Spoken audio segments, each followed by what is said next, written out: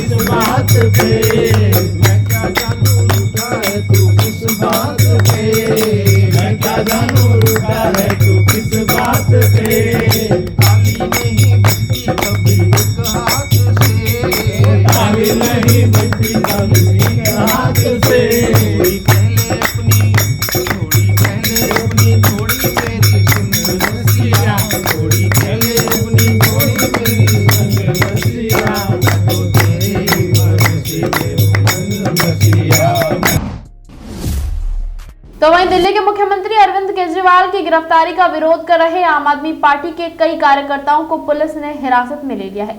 आम आदमी पार्टी कार्यकर्ता पीएम आवास का घेराव करने निकले थे। पुलिस ने पीएम आवास के आसपास धारा 144 लागू की है। इधर भाजपा कार्यकर्ता केजरीवाल के इस्तीफे की मांग को लेकर भी प्रदर्शन कर रहे हैं। दिल्ली सचिवालय की तरफ जा रहे कार्यकर्ताओं ने पुलिस बैरिकेडिंग तोड़ दी।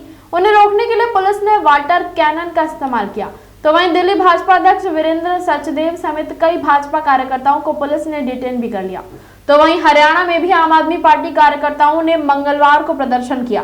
दिल्ली सीएम की गिरफ्तारी और कुरुक्षेत्र में प्रदर्शन के दौरान पुलिस द्वारा की गई लाठीचार्ज को लेकर उनमें रोष था।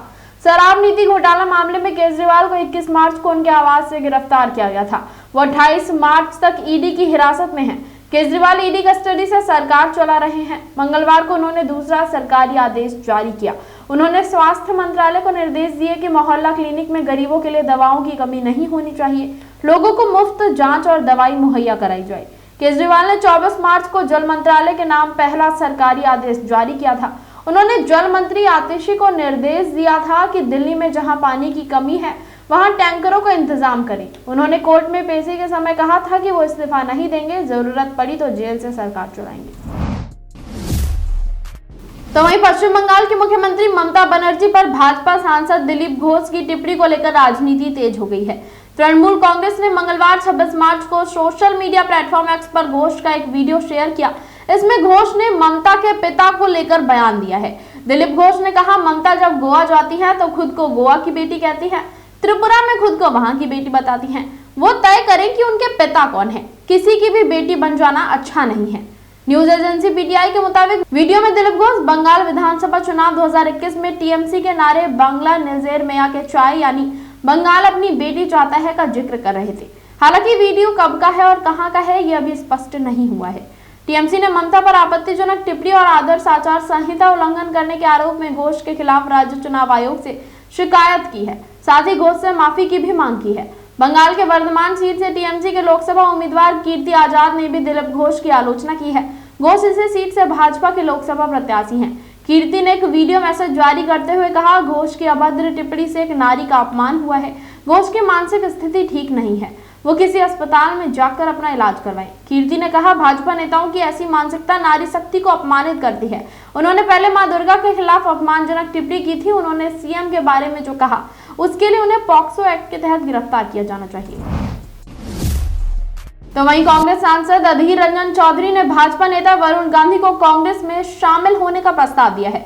उन्होंने कहा कि सबसे पुरानी पार्टी में शामिल होने के लिए वरुण गांधी का बहुत स्वागत है। अधीर का ये बयान भाजपा के वरुण गांधी का लोकसभा चुनाव में टिकट काटे जाने के बाद आया है। पीलीभीत से सांसद वरुण गांधी को इस बार पार्टी ने टिकट नहीं दिया है। मंगलवार को अधीर रंजन चौधरी ने आरोप लगाते हुए कहा, गांधी परिवार से होने के कारण भाजपा ने वरुण गांधी को टिकट नहीं दिया। वरुण को कांग्रेस में शामिल होना चाहिए। अगर वो शामिल होते हैं तो हमें खुशी होगी। वो एक बड़े सुशिक्षित और साफ छवि के राजनेता हैं। हम चाहते हैं कि वरुण गांधी अब कांग्रेस में शामिल हो जाएं। पीलीभीत से 2 बार के सांसद वरुण गांधी का टिकट कटने पर फिलहाल कोई बयान नहीं आया है। रिपोर्ट्स के मुताबिक उन्होंने अपने करीबियों से कहा है कि उनके साथ छल हुआ है और अब वो चुनाव नहीं लड़ेंगे। पीलीभीत में पहले फेज में 19 अप्रैल को वोटिंग होनी है। यहाँ नामांकन की आखिरी डेट 27 मार्च है, यानी वरुण के पास पीलीभीत से चुनाव लड़ने की घोषणा करने के लिए 24 घंटे से भी कम समय है। तो वहीं देश में लोकसभा चुनाव की तारीखों के ऐलान के साथ ही चुनावों की सरगर्मी बढ़ गई है।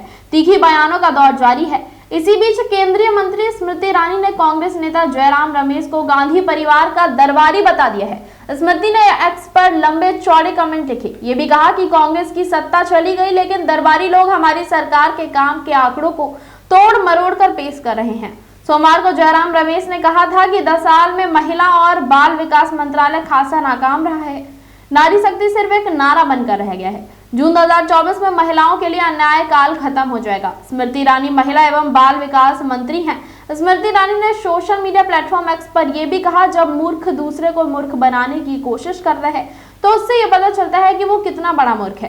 कांग्रेस महासचिव अगर एनसीआरबी के आंकड़ों पर नजर डालें तो जान सकेंगे कि मोदी सरकार ने महिलाओं को अपराधों के खिलाफ रिपोर्ट करने के लिए प्रोत्साहित किया है। साथ ही महिलाओं के खिलाफ अपराध से निपटने के लिए प्रयासों का नेतृत्व भी किया है। इसी के साथ इस बुलेटिन में फिलहाल इतना ही। ऐसी ही तमाम बड़ी अपडेट्स के लिए जुड़े रहें हमारे साथ और देखते रहें न्यू इंडिया न्यूज नेटवर्क।